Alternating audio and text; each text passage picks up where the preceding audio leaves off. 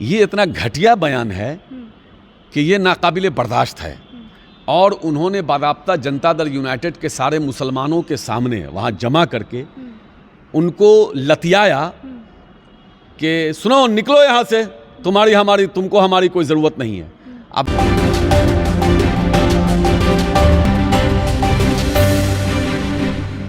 नमस्कार, आप देख रहे हैं रब्सी लाइव न्यूज़ और मैं हूँ आपके साथ निधि सिंह। आज हमारे साथ खास बातचीत करने के लिए राजद से एमएलसी कारी सोहेब जी हैं। कैसे देखते हैं आप लोग? जेडीयू पर आपने प्रेस कॉन्फ्रेंस करके उन पर आरोप लगाया है कि वो लोग गलत बोल रहे हैं, झूठ बोलते हैं। मैंने कहा ना कि कम से कम झूठ भी बोलते हैं तो मोदी जी, अमित शाह जी की तरह बोले, इतना हल्का झूठ बोलते हैं।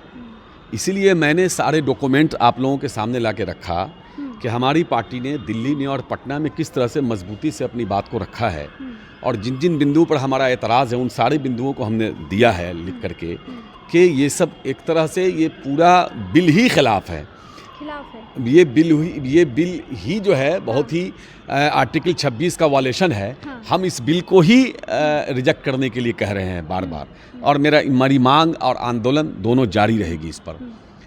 तो लेकिन जिन तकरीबन 18 वैसी चीज़ जो बिल्कुल ही गलत है उनको बदला जाए, इसके लिए मैंने दिया था। और वहाँ दिल्ली में मनोज झा जी ने, हमारे सभा सांसद ने दिया, और यहाँ मैंने जाके दिया और अपनी बात को मजबूती से रखा। बल्कि मैं ये कहूँ कि मुझसे ज़्यादा मुखर आवाज़ उस दिन जेपीसी मीटिंग में किसी और की नहीं थी। ये सब लोगों ने देखा है और काफ़ी हंगामा हो गया था मेरे बोलने पर। इसलिए ये गलत आरोप लगाना, इसलिए मैंने सारे डॉक्यूमेंट्स दिए।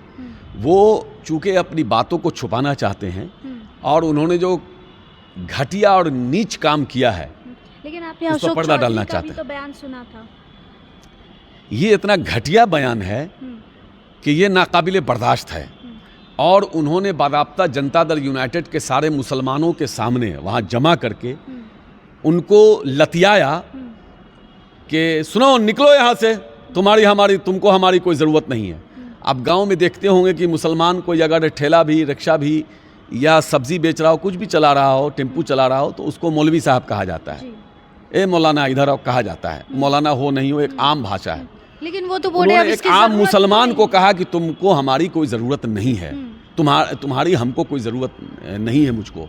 और वहाँ बैठे हुए सारे लोगों को ईद मिलन में जो आए हुए थे, वो ईद मिलन नहीं था, वो जश्न था ये काला कानून लागू होने का। तो सारे आए हुए लोगों को वो एक तरह से कह रहे थे कि हमको आपकी ज़रूरत नहीं है, आप जाइए यहाँ से। अच्छा, तेजस्वी यादव तो कह रहे हैं कि इस कानून को कूड़ेदान में भी फेंक दें। बिल्कुल, इस देश का पहला नेता है तेजस्वी यादव, जिन्होंने कहा कि हमारी सरकार बनेगी तो हम इसको कूड़ेदान में डाल देंगे। लेकिन सत्ता पक्ष में बोल रहे हैं कि आप लोग जो भी इसको विरोध कर रहे हैं वो लोग काफ़ी खुश नज़र आ रहे हैं इस कानून के आने से। अब बोल रहे हैं कि भू माफिया पर भी नकेल कसेगी। कई सारे ऐसे ज़मीन थे जो भू माफिया के हवाले ये थे। सच्चर कमेटी ने कहा है कि वक्फ की ज़मीन पर सबसे ज़्यादा कब्जा किसी का है तो वो सरकार का है। तो सरकार ने ये बिल ही लाया है कि वक्फ की ज़मीन को हड़पने के लिए हड़प के अभी अंडानी को बेच देंगे ये लोग औने पौने में। आप लोग का कदम क्या रहेगा इसके? हमारा कदम आंदोलन जारी रहेगा। हम सुप्रीम कोर्ट गए हैं, हमारी पार्टी सुप्रीम कोर्ट गई है। मनोज झा जी, फैयाज साहब गए हैं, निहाल साहब गए हैं, मैं और तनवीर हसन साहब और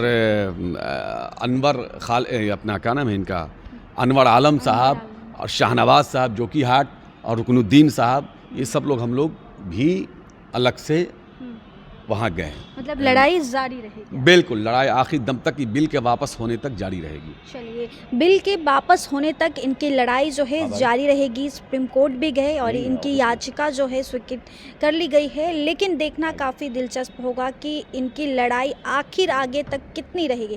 फिलहाल इस रिपोर्ट में इतना ही है। ऐसी प्रतिक्रिया हमें कमेंट में ज़रूर दीजिएगा। बहुत बहुत धन्यवाद।